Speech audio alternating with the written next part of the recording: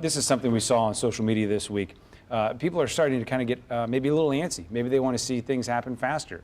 This infuriates me so much. More useless meetings. This is Bucky Barnes. How about focus and civic process? Do something tangible for once. We've got 189 calls to action here.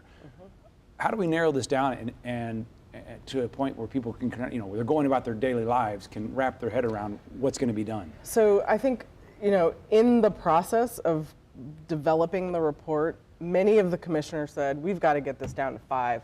People stop listening after 3. We've got to make this 5 things. And we had a process design where we were going to stop writing calls to action in June and start writing the report. We didn't stop writing calls to action until August, till maybe early September, right before the report was due, because the working groups that we had gathered of over 100 community leaders and practitioners said, wait, this is our chance.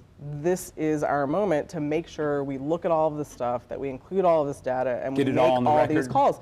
And we ended up with like 189, 200 calls, and we pulled out, I think, initially through a very intensive algorithm-driven process with the commissioners, maybe 30 signature calls. So we had a 8-hour meeting to narrow those 30 calls down into 10, and we came out with 47. So this was really a situation where we kept bringing people to the table whose number one goal was to narrow it down, and when they were faced with the issues and faced with the depth of the problems that we were dealing with, said, we can't leave these things off the table. These things go together. You can't address this without addressing this. And that's why we have this many. So that is to say that there are people who feel very passionately about this work. For the Sake of All is a perfect example. I think one of the number one cited research papers in our report, they are tackling, just last Friday, they had a day-long session with about 100 community leaders who sat down in 8 different areas and made action plans. There's the organization, the Scholarship Foundation. They have a student activism team that directly took one of the calls to action, which was apply a racial equity lens to state-funded higher education scholarships. They did that. We didn't even know about it until they were done and they were releasing their data. So I think there are that many calls because there's that many issues.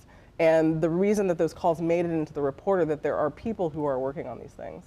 So it's up to us to, right.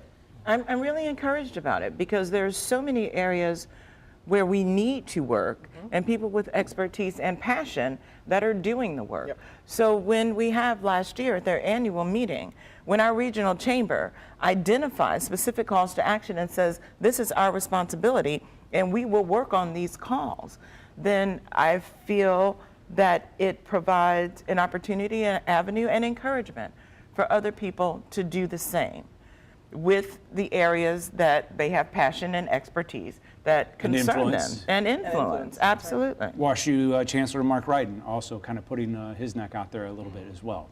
Are they taking on some accountability?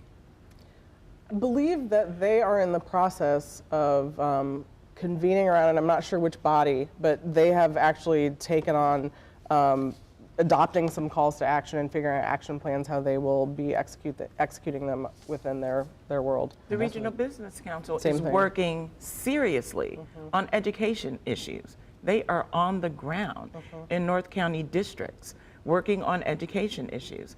This work is getting done. And that's what makes me hopeful about the process. And me being the young person, I wish one of the young people at the table. One of the young folks around here, just one. But it's moments where I wish things can happen very quick too. Wish that all this stuff can just go away. That police can actually police the community and not harass the community. That working families can go home and just work one job. But I'm hopeful because I feel like, within this last year from the people on the ground with the Ferguson Commission, it is folks like WashU and the Business Chamber, and it is other individuals that are having conversations about race, even all the way on a national level where you see our presidential candidates being held to the fire, and making sure they're being held accountable, and making sure they're talking about these important things, and making sure they have a racial equity lens when they're going about and they're talking to different people. So it's a process, and we're in Missouri, so. Compromising since 1820. And I know that, but I am hopeful. I'm hopeful that people are not going back to before August 9th.